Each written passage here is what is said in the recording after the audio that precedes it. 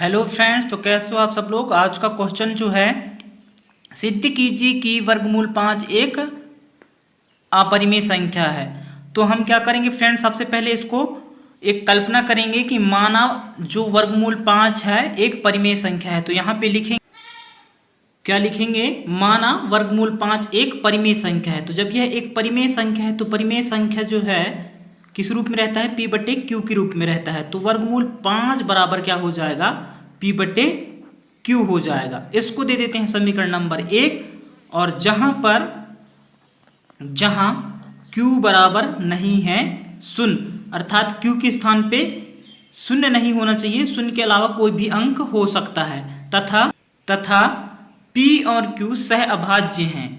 ये p और q क्या है, सह अभाज्य हैं। सह अभाज्य का मतलब ये कि p और q का अगर कोई संख्या होगा, जैसे कि यहाँ पे कोई संख्या होगी p के स्थान पे और q के स्थान पे भी कोई संख्या होगा, तो अगर उन संख्याओं का गुणनखंड निकालेंगे तो उन संख्याओं का गुणनखंड जो होगा, सिर्फ एक गुणनखंड क्या होगा, उभयनिष्ठ होगा, और बाकी के शेष गुणनखंड क्या होंगे, अलग अलग होंगे। तो इस तरह की जोड़ा और इस तरह की दो जोड़ों संख्याओं को क्या कहते हैं, सह अभाज्य संख्या कहते हैं। तो उम्मीद करता हूं कि आप ये समझ गए होंगे। अब यहाँ पे p का बटे q है, उसी प्रकार हम यहाँ पे 5 का बटे 1 ले लेते हैं, और ये q का गुणा वर्गमूल 5 के साथ करेंगे और 1 का गुणा p के साथ करेंगे। तो चलिए करिए। तो क्या हो जाएगा, वर्गमूल 5 q हो जाएगा, गुणा होगा तो, और 1 का गुणा p के साथ होगा तो p एकम p। इसको दे देते हैं समीकरण नंबर 2, क्योंकि 1 हो गया है। अब समीकरण नंबर 2 के दोनों पक्षों में वर्ग करने पर, तो समीकरण नंबर 2 के दोनों पक्षों में वर्ग करेंगे तो क्या हो जाएगा, वर्गमूल 5 का वर्ग, q है तो q का वर्ग, बराबर है तो बराबर, और p का वर्ग। अब यहाँ से ये वर्ग से वर्गमूल कैंसिल, बचा क्या, 5 q का वर्ग बराबर p का वर्ग। अब इसको दे देते हैं हम समीकरण नंबर 3। अब यहाँ से क्या हो जाएगा, हम q वर्ग का मान निकालेंगे तो q वर्ग बराबर p का वर्ग, यहाँ पे एक गुणक के रूप में है तो इस साइड आएगा तो ये बटे के रूप में हो जाएगा, तो बटे 5। इसको दे देते हैं समीकरण नंबर 4। तो यहाँ पे 5 p वर्ग को विभाजित करता है, इसलिए p को भी विभाजित करेगा। ये देखिए, ये 5 जो है p वर्ग को विभाजित करता है, इसलिए p को भी विभाजित करेगा। तो आपके दिमाग में अब ये प्रश्न उठ रहा है कि 5 p वर्ग को तो विभाजित करता है, लेकिन यहाँ पे p नहीं है, तो फिर क्यों लिखा गया है कि p वर्ग को तो विभाजित कर रहा है, लेकिन p को भी विभाजित करता है, ऐसा क्यों लिखा गया है। तो चलिए आपको मैं समझाता हूँ। जैसे कि यहाँ पे है 25, नहीं, यहाँ पे हम ले लेते हैं 5, है ना। 5 का वर्ग क्या होगा, 5 का वर्ग मतलब 5 गुणित 5, तो 5 25 होगा। तो उसको कौन विभाजित करेगा, 5 विभाजित करेगा। 5 जो है 5 वर्ग को विभाजित करता है, इस मतलब 5 का वर्ग क्या आएगा, 25 आएगा, तो 25 का 5 विभाजित करेगा, है ना। तो ये 5 को भी विभाजित करेगा। उसी प्रकार है यहाँ पे 5 p वर्ग को विभाजित करता है तो p को भी विभाजित करेगा। अतः p बराबर 5c, समीकरण नंबर 5 दे देते हैं इसको, जहां c कोई पूर्णांक है। अब आपके दिमाग में ये भी प्रश्न उठ रहा होगा कि p बराबर 5c क्यों। तो हम इसको कहाँ से लिए हैं, ये समीकरण कहाँ से बनाए हैं, ये 4 से। तो कैसे, देखिए, ये 5 जो है p वर्ग को विभाजित करता है तो p को भी विभाजित करेगा, जैसे कि मैं यहाँ समझाया हूँ।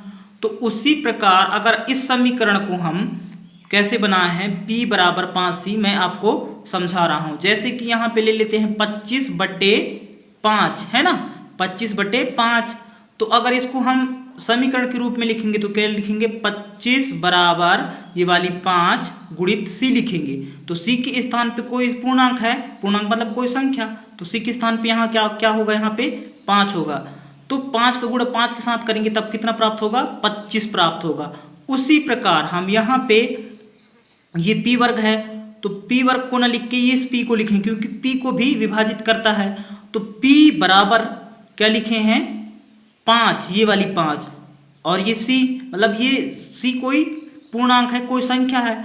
तो किसी संख्या है यहाँ पे c, तो उस संख्या का गुणक 5 के साथ करेंगे तो क्या प्राप्त होगा, हमें p का मान प्राप्त होगा, p प्राप्त होगा।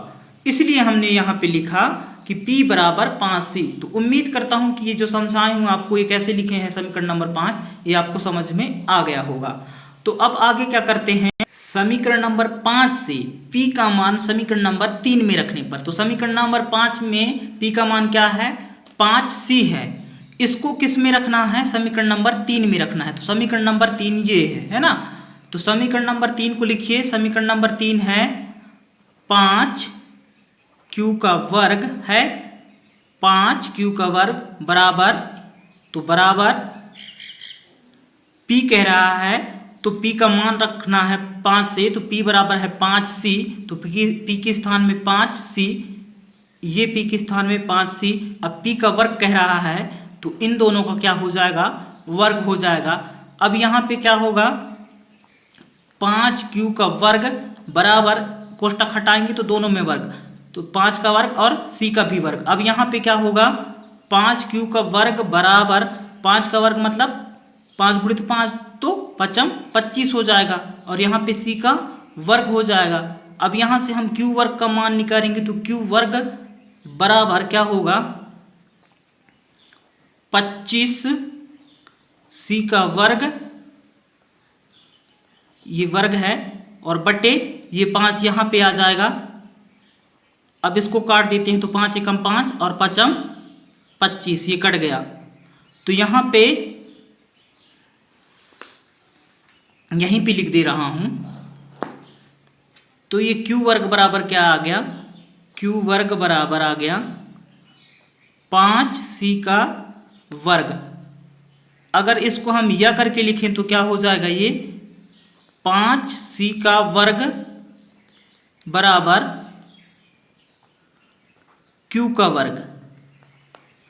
अब यहां हम c वर्ग का मान निकालें, तो c वर्ग बराबर q का वर्ग बटे ये वाला 5। इसको दे देते हैं हम समीकरण नंबर 6। तो यहां पर भी 5 जो है q वर्ग को क्या कर रहा है, विभाजित कर रहा है। जिस प्रकार यहाँ 5 p वर्ग को विभाजित करता है, उसी प्रकार यहाँ 5 q वर्ग को विभाजित करता है। इसलिए हमने यहाँ पे लिखा 5 q को विभाजित करता है, इसलिए q को भी विभाजित करेगा। q वर्ग को विभाजित करता है तो q को भी विभाजित करेगा। तो यहाँ पर p और q का जो उभयनिष्ठ गुणनखंड है वो क्या आ रहा है, 5 आ रहा है। एक के अतिरिक्त भी उभयनिष्ठ गुणनखंड क्या आ रहा है, 5 आ रहा है। कैसे आ रहा है, क्योंकि ये p को भी 5 विभाजित करता है और यहाँ पे q को भी 5 विभाजित करता है। तो यह एक क्या कहलाएगी, वर्गमूल 5 परिमेय संख्या कहलाएगी। लेकिन यह हमारी एक गलत कल्पना के कारण, त्रुटि कल्पना के कारण आ रहा है, क्योंकि हमने वर्गमूल 5 को एक परिमेय संख्या माना है ना, इसलिए ऐसा आ रहा है। नहीं, आप देखिए जैसे कि इसका अगर हम गुणनखंड निकालेंगे, किसका, वर्गमूल 5 का, तो यहाँ पे निकालते हैं वर्गमूल 5 का गुणनखंड। तो ये निकाल लेते हैं, चलो गुणनखंड निकालेंगे तो किससे कटेगा, 5 से ही कटेगा। तो 5 एकम 5 और 1 एकम 1, और इस 1 को भी फिर से काटेंगे तो 1 एकम 1। तो यहाँ पे देखिए सिर्फ ये एक ही क्या है, उभयनिष्ठ गुणनखंड है, मतलब 5 बराबर 5 गुणित 1 गुणित 1 लिखेंगे। तो ये 2 ही गुणनखंड मिल रहे हैं, बाकी की ये 5 गुणनखंड का उभयनिष्ठ नहीं है। तो यह एक क्या है, त्रुटि कल्पना के कारण क्या आ रहा है, ये 5 आ रहा है। इनका गुणनखंड, उभयनिष्ठ गुणनखंड क्या आ रहा है, 5 आ रहा है। मतलब भाई q भी 5 से विभाजित हो रहा है यहाँ पे, और p भी 5 से विभाजित हो रहा है यहाँ पर। तो इसका मतलब ये है कि p का गुणनखंड भी 5 है और q का भी गुणनखंड 5 है। तो एक के अतिरिक्त और गुणनखंड कम से कम 5 आ रहा है। ये हमारा त्रुटि कल्पना के कारण, जो हमने एक गलत कल्पना किया था कि वर्गमूल 5 एक परिमेय संख्या है, इसलिए ऐसे आ रहा है। लेकिन ऐसा नहीं है, वास्तव में यह एक अपरिमेय संख्या है, हमारी त्रुटि कल्पना के कारण ऐसा आ रहा है। तो यही चीज को हम यहाँ पे लिखेंगे, हमारी गलत कल्पना के कारण p और q का कम से कम 5 एक उभयनिष्ठ गुणनखंड है। अतः यह निष्कर्ष निकलता है कि वर्गमूल 5 एक अपरिमेय संख्या है।